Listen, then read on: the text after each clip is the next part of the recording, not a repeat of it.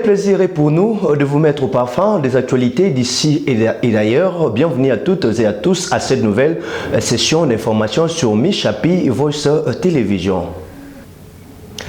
Des milliers de déplacés de Djaïba et de la plaine du Savo passent nuit à la Belle Étoile depuis maintenant un mois. Une alerte sur cette situation humanitaire a été faite dimanche 16 février par la société civile de Djougou dans la province de l'Ituri. Suivez. Ces milliers de déplacés sont près des positions des forces armées de la République démocratique du Congo et de la MONUSCO. Ces déplacés internes sont, selon la société civile de Djougou, exposés aux maladies et intempéries liées à la saison pluvieuse. Ils ont abandonné leurs abris au site de Djaïba, près de Fataki et de la plaine des Savo. D'autres ont quitté leurs maisons, notamment dans les villages Sindou et Laoudjo, après les attaques meurtrières de février dernier. D'après Gilles Tchouba, responsable de la société civile du territoire de Djougou, pendant la pluie, l'état de ces déplacés devient très critique. Sans couverture ni natte, la plupart de ces sinistrés sont obligés de rester debout jusqu'à la fin de la pluie. Les cas de maladies dont l'infection respiratoire aiguë qui dépasse plus de 1000 cas chaque mois au centre de référence de Boulé vont croître, redoute-t-il. Cette structure citoyenne déplore l'indifférence du gouvernement congolais aux souffrances de la population locale. Elle plaide également pour les renforcements des militaires dans ce coin. Objectif, permettre à ces déplacés de retourner dans leurs villages respectifs et dormir dans des conditions confortables. À Béniville, dans les territoires de Béni, Lubero ainsi que Walikale, les 33 infrastructures socio-économiques de base seront bientôt construites par les Starest.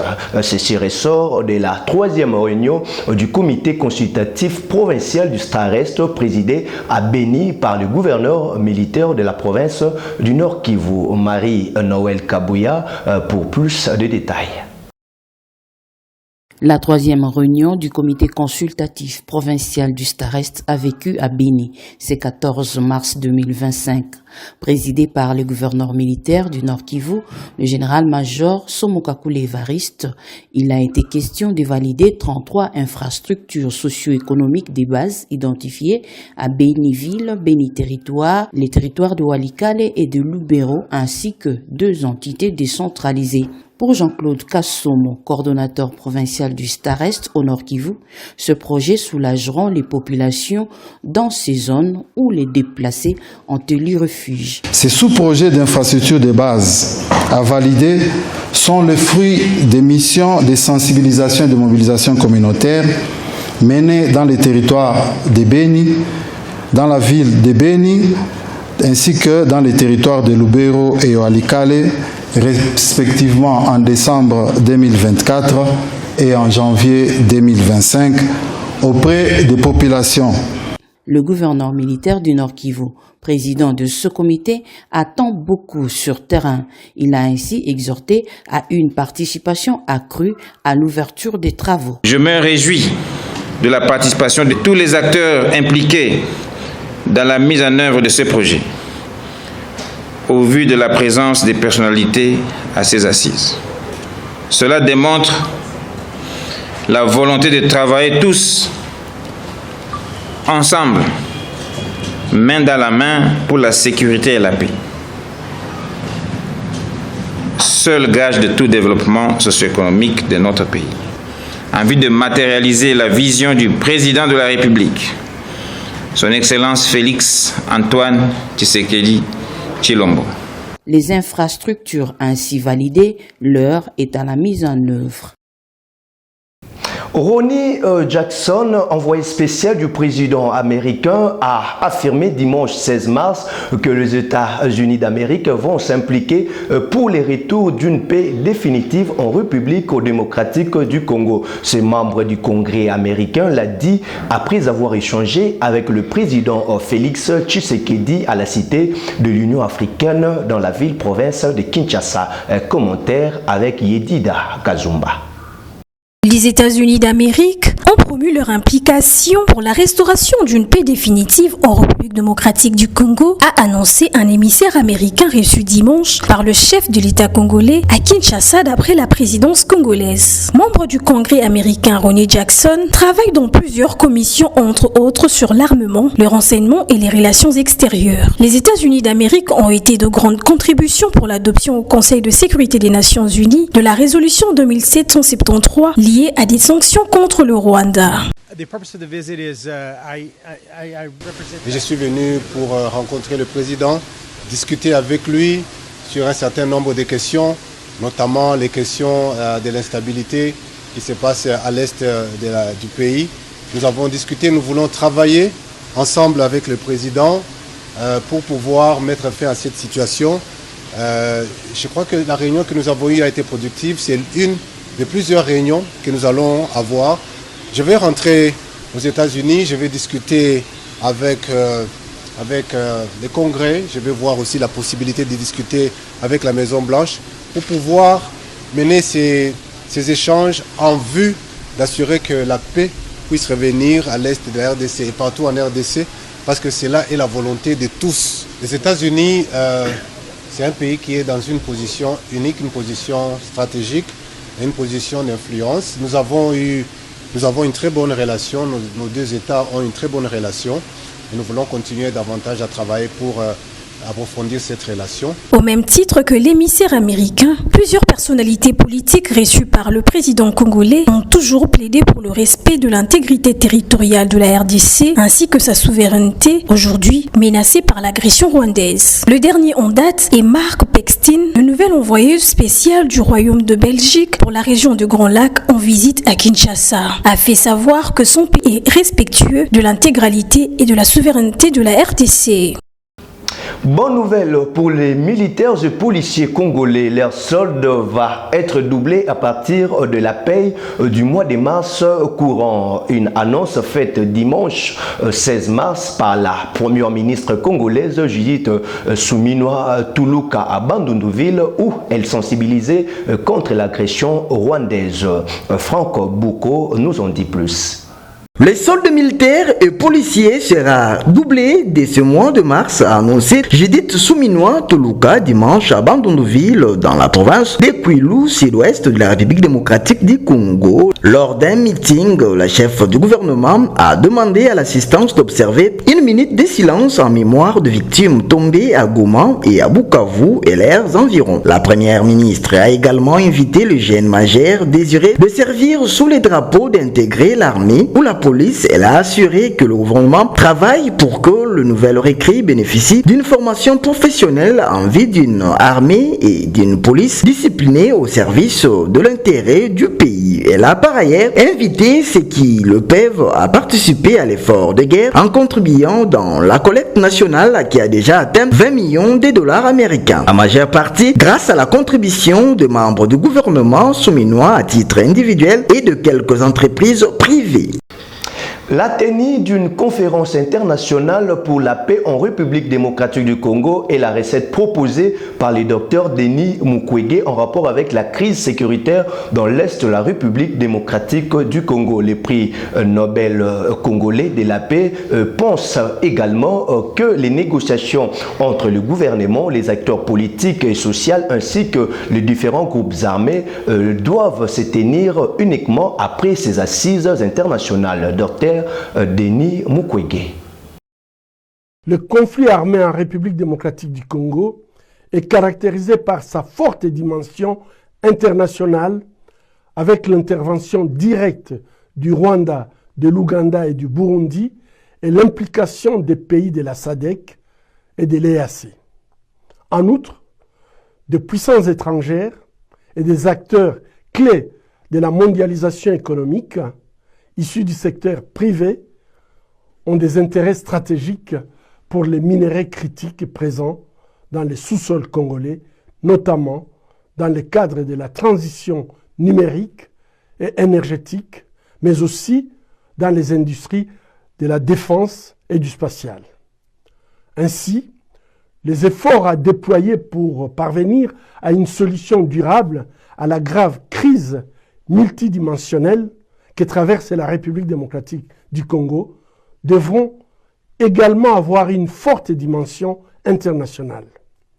Dialoguer sous la menace des armes reviendrait à institutionnaliser la loi du plus fort et à conférer une légitimité à l'agression et à l'occupation illégale. Une fois ce cadre international solidifié et les différentes échelles des responsabilités clarifiées à travers un sommet international de haut niveau, des négociations directes pourraient alors être envisagées, incluant tous les groupes armés, y compris le M23, la société civile, les partis politiques et le gouvernement congolais. Cette démarche s'inscrirait dans l'esprit des initiatives diplomatiques menées sous l'égide du président angolais João Lourenço, dont nous saluons les efforts. Toutefois, pour garantir une paix durable, ces négociations devront s'insérer dans le cadre des principes fondamentaux de la Charte de l'Union africaine, garantissant la souveraineté et l'intégrité territoriale de la RDC. Dans un autre chapitre, la citoyenneté active est un programme lancé par le ministère congolais de l'Éducation nationale en vue de l'avènement d'une nouvelle citoyenneté en République démocratique du Congo. Elle montre à travers des situations concrètes comment appliquer la nouvelle citoyenneté dans la vie quotidienne. Plus de détails dans cet élément que je vous invite à suivre. Comment appliquer la nouvelle citoyenneté ? La nouvelle citoyenneté se vit chaque jour, à l'école et en dehors. Découvrons comment. Respect et fierté nationale. Chaque semaine, nous chantons « Debout Congolais » pour montrer notre attachement à notre pays. Un engagement pour la République. Chaque jour, nous affirmons notre engagement envers la République démocratique du Congo. Moi, je jure de servir en toutes circonstances, avec fidélité et loyauté, la République démocratique du Congo, d'aimer et de respecter mes compatriotes, de protéger le bien commun, et promouvoir l'unité et la fraternité nationale. Participation et démocratie. Les comités des élèves permettent d'agir pour un environnement scolaire plus sûr et plus inclusif. Apprendre à mieux vivre ensemble. Chaque semaine, nous discutons des valeurs citoyennes et de leur importance pour notre société. La nouvelle citoyenneté, c'est nous. Ensemble, faisons de la nouvelle citoyenneté une réalité pour un Congo plus fort et plus uni. Actualité en dehors des frontières de la République démocratique du Congo, plusieurs États américains ont été touchés suite aux violentes tempêtes qui ont secoué les États-Unis d'Amérique le week-end dernier. Parmi les 30 morts enregistrés, l'État des Missouri compte à lui seul 12 décès. JTN pour plus de détails. C'était une rude épreuve, comme je l'ai dit. Il y avait une femme décédée dans le camping qui est juste ici. De violentes tornades ont semé la destruction sur leur passage dans plusieurs États du centre et du sud des États-Unis dans la nuit de samedi à dimanche, faisant des dizaines de morts. Ces tornades mortelles font partie d'un système de tempêtes massives qui a frappé la région tout au long du week-end. Le Missouri a été le plus durement touché, avec au moins 12 décès confirmés dans 5 comtés après le passage de plusieurs tornades vendredi. Ce phénomène s'est répandu dans les différentes régions touchées, mais c'est dans les parcs de maisons mobiles qu'il y a eu le plus de victimes et de blessés. Dans le comté de Wayne, dans le Missouri, Dakota Anderson a décrit les efforts de secours éprouvants auxquels il a participé vendredi soir, notamment pour sauver sa tante. Elle était coincée dans cette chambre, la seule pièce encore debout de cette maison. Elle était coincée là-dedans. Nous l'avons sortie par la fenêtre. Nous l'avons emmenée jusqu'à la maison qui se trouve en haut de la route. Et nous aidions d'autres personnes. Nous avons trouvé quelques corps dans le champ, quelques personnes décédées et un homme qui se trouvait probablement à 400 mètres derrière nous, à travers tous ces arbres et ces débris. Le gouverneur du Mississippi, Tate Reeves, a déclaré l'état d'urgence après avoir confirmé plusieurs décès dans son État. Des décès et des blessés ont également été signalés par les autorités de l'Arkansas, où les puissantes tempêtes ont balayé l'État. Des dizaines de tornades auraient touché le sol depuis vendredi dans le centre et le sud du pays, tandis que la dangereuse dépression poursuit son déplacement dans le sud-est. Depuis l'hospitalisation du pape François au mois de février dernier, c'est pour la première fois que sa photo a été publiée par le Vatican. Plusieurs chrétiens catholiques se sont exprimés après cette publication. C'est un élément de nos confrères d'Euronews. C'est la première image du pape depuis son hospitalisation il y a plus d'un mois. Sur ce cliché fourni par le Vatican, le souverain pontife apparaît de dos, sur un fauteuil roulant, priant dans une chapelle de l'hôpital Gemelli à Rome, où il a été admis en février.